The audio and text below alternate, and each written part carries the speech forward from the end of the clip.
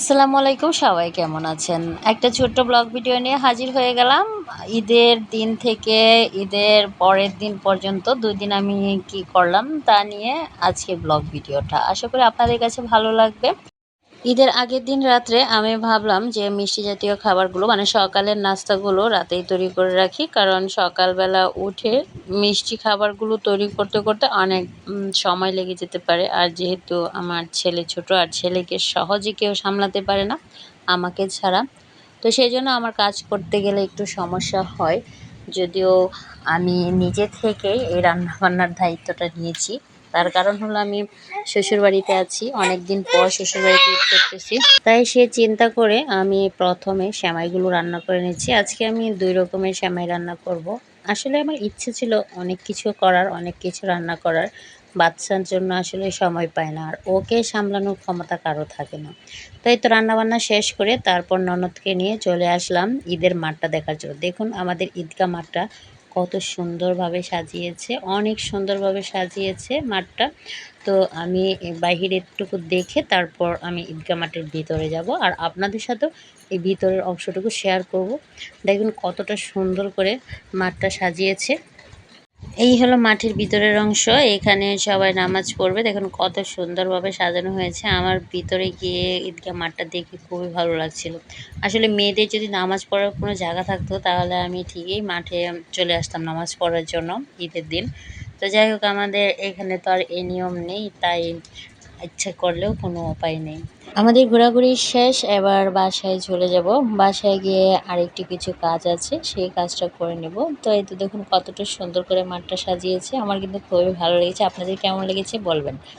বাসায় এসে তারপর ছেলেকে ঘুম পাড়িয়ে রেখে আমি এখানে দেখুন রান্নাবান্নাতে আবার লেগে গেছি। তো আপনারা বলেন তো এখন কি করতেছি? ঠিক আছে, আমি বলে দিচ্ছি। আমি এখন মুরগি বাছতেছি, মানে রোস্টের যে মুরগিগুলো আছে সেগুলো আমি ভেজে নিচ্ছি। মুরগির পিসগুলো মানে চিকেনটা আমি ভেজে রেখে দেব। তারপর সকালে মশলাটা কষিয়ে শুধু চিকেনটা দিয়ে দিব। ছোটো ছোটো বাচ্চা রেখে এভাবে যদি বুদ্ধি করে কাজটা করা যায় তাহলে কষ্টটা একটু কম হয়।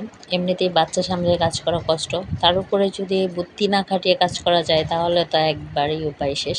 মুরগির পিসগুলো ভাজা শেষ করে খাওয়া দাওয়া করে রাতে একটু তাড়াতাড়ি ঘুমিয়ে পড়বো। ঈদের দিন সকাল সকাল উঠে ঘুম ঘুম চোখে হাত মুখটা ধুয়ে তারপর চলে আসলাম রান্নাঘরে। এবার কি করব বলেন তো? দেখেই বুঝতে পারছেন, আমি এবার নুডলসগুলো রান্না করে ফেলবো, এছাড়া আর উপায় নেই। তো সকাল সকাল উঠে পড়েছি তাড়াতাড়ি নুডলসগুলো রান্না করার জন্য। তো নুডলস আমি আজকে হালকা পাতলা কিছু চিকেন দিয়েছি। চিকেনগুলো আমি সকালবেলা উঠেই রেডি করেছি, রাত্রে চিন্তা ভাবনা করে শুয়েছিলাম। তারপর আমি রান্না করলাম খিচুড়ি। এই ছিল দুপুরের আয়োজন, খিচুড়ি আর মুরগির মাংস। আমি এই প্রথমবার ঈদের দিন আমি খিচুড়ি আর মুরগির মাংস রান্না করেছি। যেহেতু আমার শাশুড়ি গরুর মাংস খাবে না, তাই আমি সেই জন্য অবশ্য মুরগিটা রান্না করলাম। তো ভাবলাম তাহলে একটু খিচুড়ি রান্না করি। যেহেতু গরুর মাংসটা আসতে আসতে দেরি হবে, তাই আমি খিচুড়িটা রান্না করলাম যাতে দুপুরের খাবারটা সবাই খেয়ে ফেলতে পারে। তারপর রাতে পোলাও, মাংস, রোস্ট এইগুলো রান্না করব। দুপুরে রান্নাবান্না শেষ, এবার খাওয়া দাওয়াও শেষ। এবার আমি মাংস রান্না করব, মানে এটা হবে রাতের খাবার। রাতের জন্য গরুর মাংসটা আগে বসিয়ে রাখবো ভাবছিলাম। তো তখনই আমার শাশুড়ি বলল গরুর মাংস বসানোর আগে আগে কলিজাটা রান্না করে ফেলো, কারণ ওনার ছেলে নাকি টাটকা টাটকা কলিজাটা খেতে চেয়েছে। তো তাই ভাবলাম কি আর করা, আমার হাজব্যান্ডে যেহেতু খেতে চেয়েছে তো রান্না তো করবোই, যত কষ্টই হোক আমি রান্না করে ফেলবো। তো কলিজাটা কেটে কুটে আমি হালকা ভাপ দিয়ে নিয়েছি। কলিজাটা রান্না করতেছি আর ভাবতেছি যে হালকা পাতলা রান্না করতে করতে বেশ ভালোই রান্না করেছি। কালকে রাতে থেকে এই পর্যন্ত ঈদের জন্য বেশ মোটামুটি ভালো কিছু রান্না করেছি। এর ভিতরে আমি গোসল টোসল করে নিয়েছি। দুপুরের রান্না শেষ করে গোসল টোসল করে ছেলেকে গোসল করিয়ে ছেলেকে ঘুম পাড়িয়ে তারপর আমি কলিজাটা রান্না করে চলে আসলাম। তো কলিজাটা আগে রান্না শেষ করব, তারপর আমি মাংসটা বসাবো। আসলে আমি রাতের জন্য শুধু পোলাও রান্নাটা বাকি রেখে বাকি সব রান্না করে ফেলবো, কারণ আমার ননদ আসবে হলো সন্ধ্যার পরে। তো ওকে ছাড়া তো আর খাওয়া যাবে না, ওকে ছাড়া আমার খেতে ভালো লাগবে না। তাই আমি একটু দেরিতেই মাংসটা রান্না করব, মানে এটা থাকবে আমাদের রাতের আয়োজন, মাংস রোস্ট। তো আমি এখানে আবার রোস্টটা বসিয়ে দিয়েছি। আমার শাশুড়ি বলতেছে সব রান্না শেষ করে রেখে দাও রাতের আগে, যাতে আমার ছেলে ঘুমাচ্ছে, তো তো ও ওঠার আগেই যাতে আমার রান্নাবান্না শেষ হয়ে যায়। তো এদিক দিয়ে আমার শ্বশুরে আসছে, তো আমার শ্বশুরের সাথে আমি কথা বলতেছি, আর নিচে আমার শাশুড়ি মাংস গুছাচ্ছে, তো ওনার সাথেও কথা বলতেছি। তাদের দুজনের সাথে কথা বলতে বলতে আমি রান্না করতেছি। ফার্স্টে আমি মশলাটা খুব ভালো করে কষিয়ে নিয়েছি, আর মুরগির পিসগুলো তো আমি রাতেই ভেজে রেখেছিলাম, সেগুলো একটু আগে আমি ফ্রিজ থেকে নামিয়ে রেখেছিলাম। নামিয়ে রেখে এবার আমি মশলা যা যা লাগবে, আমি একটু আসলে রোস্টের মাঝে একটু হালকা হলুদ গুঁড়া, একটু মরিচ গুঁড়া ইউজ করি, যাতে একটু ঝালও হয়, একটু কালারও হয়। আমার কাছে কেন জানি যে হলুদ কালারটা ভালো লাগে। তো রোস্টটা হয়ে গেলে তারপর এই তো আমি আর আমার শাশুড়ি মিলে মাংসটা পুরা প্রস্তুত করে, মানে উনি দিয়েছে, আমি কেটে কুটে সব গোছগাছ করে ধুয়ে টুয়ে এই যে দেখুন একবার কোমর বেঁধে একবার পাকা গৃহিণীর মতো লেগে গিয়েছি মাংস বসানোর জন্য। তো এই তো দেখুন আমি কতটা কর্মটা, আমি কত কিছু পারি দেখুন তো। আলহামদুলিল্লাহ, আমি নিজের কাছে নিজেই শুকরিয়া আদায় করি। আমি কাজকর্ম রান্নাবান্না, আমাকে এগুলোতে কেউ আমাকে কখনো আটকিয়ে রাখতে পারবে না। আমি যতক্ষণ কাজ করব ততক্ষণ আনন্দ সহকারেই করি, এটাই হলো আমার ভালো লাগা। আর বিশেষ করে রান্নাবান্না তো আমার খুবই পছন্দের একটা বিষয়। এই তো গরুর মাংসটা হতে থাক, আর এবার আমি একটু রেস্ট নেব। এই তো এসে পড়লাম, এসে একটু শুইতে আসলাম। এই যে দেখুন আমার ছেলেটা তার বাবার সাথে কি দুষ্টামি করতেছে। এখন নতুন হাঁটা শিখেছে, সারাক্ষণ হাঁটাহাঁটি করে সারাক্ষণ দুষ্টামি করে, এত জ্বালাতন করে বলার বাইরে।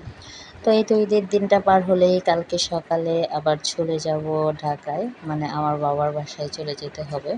তো সেই জন্য আবার প্রস্তুত করছি, সব ব্যাগ ট্যাগ রাতের বেলা গুছিয়ে নিতে হবে। রাতে যদি আমি ব্যাগ ট্যাগ না গুছাই তাহলে সকালে তো সম্ভব না। আর বাচ্চা কাচ্চা নিয়ে বেড়ালে তো মনে করেন এটা ওইটা টুকটাক জিনিস গোছাতেই সময় শেষ, মানে কোন দিক দিয়ে যে গোছাতে সময় শেষ হয়ে যায় এটা বলার বাইরে।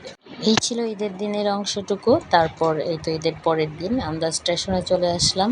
সকালে 11টায় ট্রেন, তো আমরা স্টেশনে চলে আসলাম। তো আমরা দুজন যাব, অথচ আমাদের ট্রেনে ওঠানোর জন্য এসেছে প্রায় 10 জনের মতো, সবাই চলে এসেছে।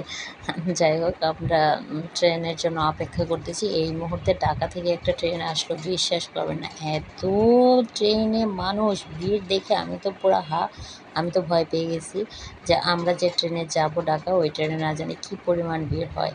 এই যে দেখুন কী অবস্থা, শুই ফেলার মতো জায়গা নেই, এত ভিড় ট্রেনে। আমরা সবাই তো হা হয়ে দেখছি যে ট্রেনের কী অবস্থা, দেখে তো আমি মনে করেন পুরাই ভয় পেয়ে গেছি। তবে একটা জিনিস ভালো লেগেছে, গফরগাঁও স্টেশনটা আগে থেকে অনেকটা সুন্দর করেছে।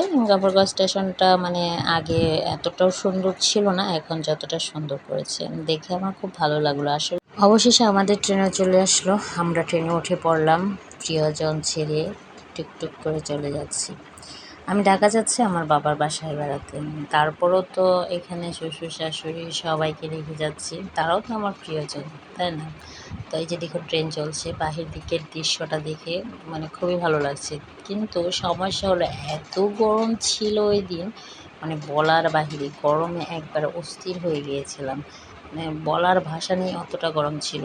এই যে দেখুন আমার দুষ্টটা ঘুমোচ্ছে এই গরমের মাঝে, ওকে ঘুম পাড়িয়ে রেখেছি ঠিকই, কিন্তু আমি পাখা দিয়ে বাতাস করতেছি, কারণ বাহিরের একটু বাতাসও মানে ভিতরে আসতেছে না, আর উপরে ফ্যান ঠিকই আছে কিন্তু ফ্যানের বাতাসও লাগতেছে না, মানে অনেক গরম ছিল ভিতরে। তারপর ভাবলাম যে আমি যেহেতু জায়গা আছে সিটে, তো ওকে আমি সিটে শোয়া দিয়ে একটা বালিশের মতো করে, তো একটা বালিশের মতো বানিয়ে ওকে ঘুম পাড়িয়ে দিয়েছি, ও আরামসে ঘুমাচ্ছে। আর আমি তো মা, আমি পাশে বসে আছি, কষ্ট হলেও তো মায়ের তো বসেই থাকতে হবে, মা বলে কথা। আমাদের ট্রেন যখন টঙ্গীতে ঢুকলো তখনই বৃষ্টি শুরু হলো, দেখুন কি অবস্থা। আমরা ভিজে ভিজে যাচ্ছি, সেই বৃষ্টি হিসামও ভিজতেছে, আমরা সবাই শখে ভিজে, এটা কইছে মানে কি শখে।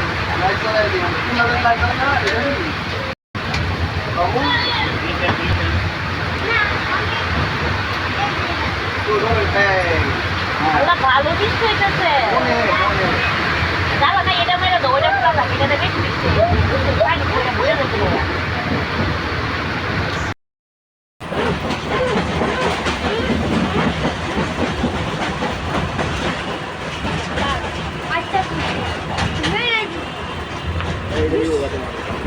বিস্কুট নিয়ে নিছো ভাইয়া, তুমি নেও বাদি, খাইলে নেও বাদি, বাইকে দিয়ে দাও বিস্কিটটা।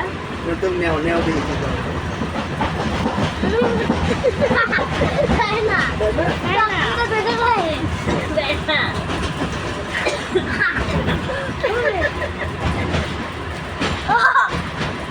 Happy birthday অন্টি। বসো তুমি এখানে। এই তো অবশেষে ঢাকা চলে আসলাম কমলাপুর রেল স্টেশনে। তো ব্যাগ ট্যাগ অনেক ছিল, তাই এখানে কোলে নিয়ে নিলাম। তো এই তো যাচ্ছি আমরা টুকটুক করে, বাপ ছেলে আগে আর আমি পিছনে। আমার ছেলে তো বাপ বলতে অজ্ঞান, বাবা যেখানে আছে সেখানে মার কোনো প্রয়োজন নেই, সে বাবার কোলেই থাকবে, বাবার কাছেই থাকবে।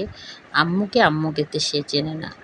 আর যখন বাবা না থাকবে তখন দমে দমে আম্মা আম্মা আম্মা আম্মা করে একবার একাকার অবস্থা। এই তো বাপ ছেলে দেখুন শায়েক মতো হেঁটে যাচ্ছে, আর আমি পিছন পিছন দৌড়ে দৌড়ে যাচ্ছি।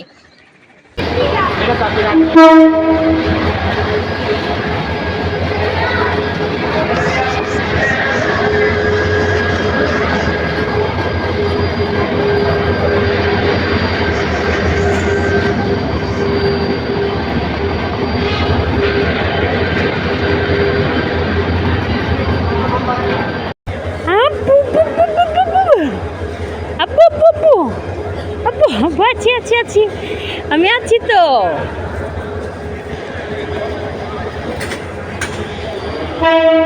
ভাউ হিসাম, এই যে আমি আছি হ্যাঁ করে দেখতেছি।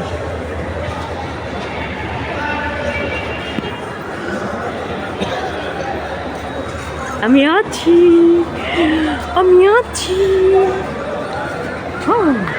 এই তো স্টেশনের বাইরে চলে আসলাম। এবার এখান থেকে অটো নিয়ে তারপর বাসায় চলে যাব।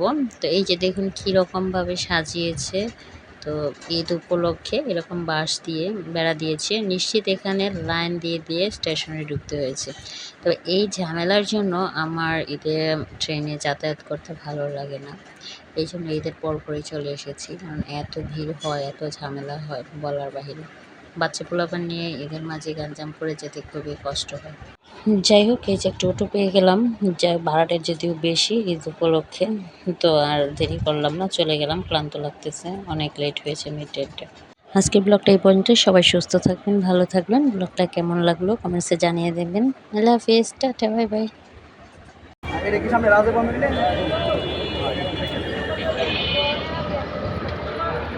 যাবো না ভাই,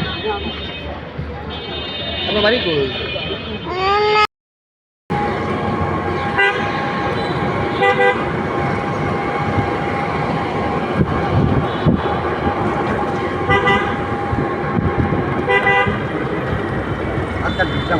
ওরা নাই বুঝতে পারা নিচে দুই তিন ব্যাগের নিচে